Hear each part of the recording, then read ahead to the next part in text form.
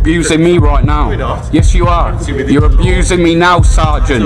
Get off my trousers. You're putting your hands down my trousers, man. You just put your hands down my trousers. In this episode, Auditor Bear is simply leaving a shopping center when he encounters a knife arch placed directly across his route. He chooses to walk around it, a completely lawful decision, and that's where things begin to spiral.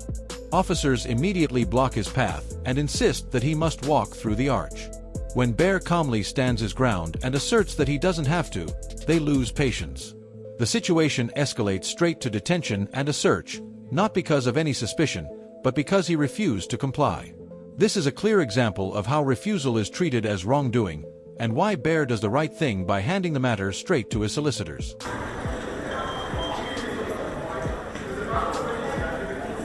You need to go through this. Nah, I don't. I ain't going through it, and you're obstructing my way. Yes, you are. This is a public footpath. Why don't you want to go? Because I don't want to go through it. Because it's not. I don't have to. It's not a legal requirement to go through it, bro. What's the problem? I don't want to go through it. That's why. Okay. Well, obviously, refusing to go through the arch builds our suspicion, doesn't it? No, it doesn't. Hey, listen. You think if I had something on me, yeah, I'm going to be stood here arguing with you? You're an idiot, mate. No. You're an idiot. People do. You're an absolute idiot. Okay. You're an idiot. I ain't going through it. Move out my way. You're in my way. No. You're in my way. Arch, I'll stand here all day then. I'll wait until you go. Well, you can stand there all day. Yeah. Does it make you feel big, does it? Powerful? No, I'm just doing my job. No, Okay. you're not doing your job, man. You're not doing your job. Stuff like this is aimed to make the community safer, to prevent people from carrying knives and stuff like that. Alright? Talk shit. Okay. You talk shit. That's exactly what it's for. You talk shit. Gonna move out my way, please, miss? No. Like you said, it raises suspicions as to why you won't walk through it. Because I don't get dictated to by you. That's why, yeah? No way, when I'm going about my day, am I being dictated to by you, or him, or him, or him, or her, or him. Not one of you's dictating to me to walk through that piece of shit. A knife arch does not suddenly turn a public footpath into a checkpoint that you are legally obliged to submit to. Bear choosing to walk around it isn't evasive. It's him exercising his freedom of movement on public land. The moment the officer says, "If you don't go through it, that raises our suspicion," he gives the game away. Suspicion is not supposed to be manufactured by refusal. It is meant to exist beforehand, based on behavior, not triggered because someone refuses to participate in a voluntary setup. And the "it's for community safety" line is the oldest deflection in the book. Community safety does not mean blanket compliance or automatic submission. If it did, officers could demand anything and label refusal as suspicious by default. Do you think there's a long way around? No, I can't. Oh, right, so if you really think there's suspicion, so if I turn and say I'm walking the other way now, you're not going to search me, no? Don't be from officer. You contradict yourselves, man. You contradict yourselves. You're going to be the same for the purpose of search under Section 1 of PACE, alright? You're searching me? Yeah, I'm going to search you. Wow, get your hands off You've been me. aggressive and shouted at me, so I'm going to put you in cuffs for my safety for now. Are you mad? Safety, alright? Are you mad? Just give me your hand, please. What the f*** is wrong with you? Careful your wrist, alright? Oi, I'm recording you, you silly c***. Recording. Right. Obviously, you've avoided a knife arch, didn't you? Well, there's no need to handcuff me like this. I've been stood here how long? You've avoided the knife arch, didn't you? Yeah, no, I just don't want to come through it. I just don't want to go through it. That's perfectly fine. What I'm looking for is any privacy articles, mail, and so bladed articles, knives. Do not touch my... Less of that, alright, mate? Don't touch my... man. This is what the officer's telling you. Listen, bro, it's not a legal requirement. You're going to be hearing from my solicitor. Edwards, 28212, the collar number. You're going to be hearing from my solicitor. The officer claims the handcuffs are necessary because Bear is aggressive and shouting, but a raised voice is not a safety risk. Handcuffs are not there to calm someone down or punish frustration. They exist to prevent escape or harm. Bear is not trying to flee, not threatening anyone, and not making any movements that justify restraint. The officer then switches justification, claiming the search is because Bear avoided the knife arch, which is even worse. Avoiding a voluntary arch does not suggest possession of a weapon. It suggests knowledge of one's rights. Section 1 of PACE requires suspicion that a person is carrying a prohibited item, not suspicion created because someone refused to follow an instruction. What are you doing, man? Pulling my pants down. You're pulling my pants down, man. Your pants, stop shouting. He just pulled my trousers down. You're searching your pockets, your outer pockets, okay? Don't shout, you're in a public place. And stop being abusive towards the officer. You're abusing me right now. No, we're not. Yes, you are. You're abusing me now, Sergeant. No, he's not. Yes, he No, is. he's not. Look, you ain't gonna find nothing, mate, because I'm not carrying anything. You're putting your hands down my trousers, man. You just put your hands down my trousers. Yes, he did. Just put his hands down my trousers. Yes, he did. Was that really worth it? Told you why you've been. Nah, you knew, man. If I had something on me, I'm not going to be stood here arguing with a copper, am I? So I don't have to walk through it now, do I? No, you've been searched. Muppet. Nah, do I? Shit. You don't want a copy of your Huh? Actually, yeah, I do. Gonna need it for my solicitor, ain't I? No problem. You'll take your details there and you're entitled to a copy of that. Nah, you don't need my details for a search. That's untrue. The constable is bad, but the sergeant is worse. A senior officer is supposed to act as a filter, the one who recognizes weak grounds and intervenes before powers are misused. Any sergeant with a basic understanding of stop and search standards knows that voluntary compliance cannot be converted into compulsory suspicion. The search turns up exactly what the law predicted it would. Nothing. No knife, no prohibited items, and no justification created after the fact. That outcome isn't bad luck. It confirms that the grounds were never there to begin with. When senior officers approve searches built on refusal rather than evidence, they don't just fail one individual. They normalize unlawful stops. Do not need my details for a search. I like the way you try, though. I like the way you try. It's good, isn't it? Listen to me. I'm white British. How do you identify yourself as? I'll put not stated down here, alright? It's optional. I know it's optional. Are you going to give your name and date of birth? No? Okay.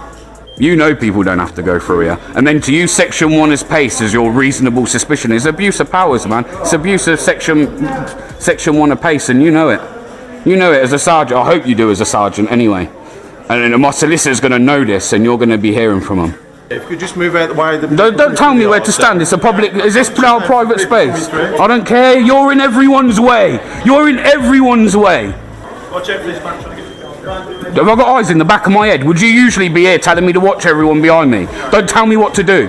Do not tell me what to do. Do not tell me what to do, man. Read this. Hello. This is where you've messed up today. Hello. In general, police cannot compel individuals to walk through a metal detector in a public space. Okay. The act of walking through a metal detector is considered a voluntary, and there is no legal basis. Read the rest. No legal basis for demanding it. However, if the police officer has reasonable suspicion or probable cause to believe a person is carrying a prohibited item, you didn't think I was. So read the rest then. Carry on reading. I hope your glasses get this, because you're just proving my point right. Okay? How am I proving yours right? Because exactly what I said. How am I proving yours? No, it doesn't. Exactly what I said. Tried to say to you in there is exactly what you're reading. Yes, if police have reasonable suspicion that someone is carrying a prohibited item, they can use their powers. But that doesn't save this encounter, because the critical question is, where does the suspicion come from? Here, the officer treats not walking through the arch as the suspicion itself. Voluntary screening cannot be turned into a trap where refusal becomes the very grounds needed to justify a forced search. Worse still, the clause being relied upon does not grant police the power to compel someone to walk through a metal detector.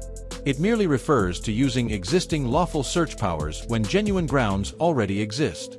In this case, there were no independent grounds, no intelligence, no matching description, no visible bulge, no behavior suggesting concealment. Nothing. Just a man exercising a lawful choice. I said I can't force you to go through.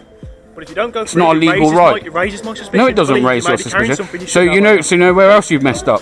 You know your female colleague. Yeah. She told me if I didn't want to walk through it, that to walk round. So if you really believed, no. But you're all stood there together in the same operation.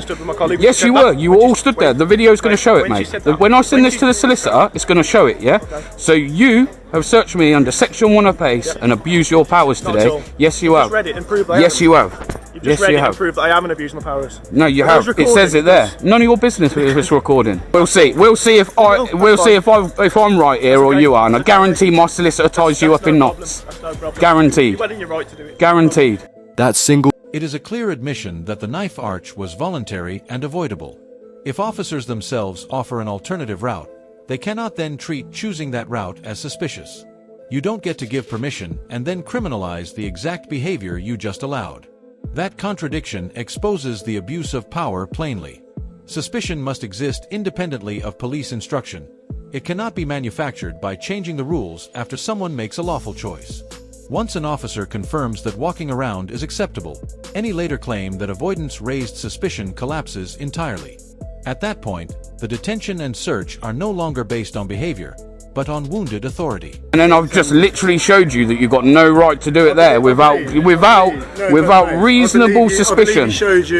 You showed him, and he's proved to you. No, he ain't showed me nothing. He ain't showed me nothing. He's just told me what he thinks. Okay. I told you what it I've says just there. told you. No, I've just told you. I've just read it out to you. So Yeah, don't you've make read it out. out, I've you've just read it out proved to me you. right, that's right. No, I haven't. No, I haven't. We can argue You can all day, agree don't to we? disagree, So, can't you? At there's the no end of the point. day, you take it to your solicitor, and that's it, isn't it? We don't need to go round and round the same circle. Make sure you're not touching nobody else's today If or you- anybody else's. I'm going to stand here. Can I ask? We're on a public place. If you keep your voice down, don't get shouted. What? Because we're on Is there a law about how loud I speak? Public order. What about how loud I speak? Just keep calm for me. I'll happily chat with you as long as you stay calm. Go on. You want to mess up again and go and arrest me for a public order? As long as we're not shouting, Where's your we'll stay complainant? calm. Has someone come up and complained about my conduct? We'll be fine. Has anyone come up to you and complained about my conduct? Have you got a complainant? Didn't think so. Bear doesn't need to explain himself. The situation explains it for him. A stop based on walking around a knife arch handcuffs justified by tone. A search authorized by a sergeant that turns up nothing. Police forces don't defend encounters like this. They contain them. This is the kind of incident that doesn't end with an apology on the street. It ends weeks later with solicitors involved and a check being written. Looking back at the episode as a whole, the failure is not subtle. Officers attempted to control movement on a public footpath, offered an alternative route, then punished Bear for taking it. When that justification failed, they escalated. Handcuffs for aggression, a search justified by avoidance, and a supervising sergeant who challenged none of it. Every step was reactive, not to risk, not to intelligence, but to the fact that someone refused to comply. The empty search at the end was not an unfortunate outcome. It confirmed that nothing about this interaction was grounded in evidence from the start. And linking this behavior to knife crime exposes the hollowness of the approach. Standing in public spaces with metal detectors and pressuring law-abiding people through them does not reduce violence. It creates a false appearance of action while missing the individuals who actually carry knives. Real prevention is targeted, specific, and intelligence-led, not built on turning everyday movement into a test of obedience. If police want safer communities, they need to stop confusing visibility with effectiveness. This kind of policing erodes trust without preventing harm. That's it for today's video. If you enjoyed this episode, please like, comment, and subscribe. It really helps support my independent coverage. Don't forget to check out Bear Britain Audit. His channel is linked in the description. Show him some love. Thanks for watching. This is Capital Watch, and I'll see you in the next one.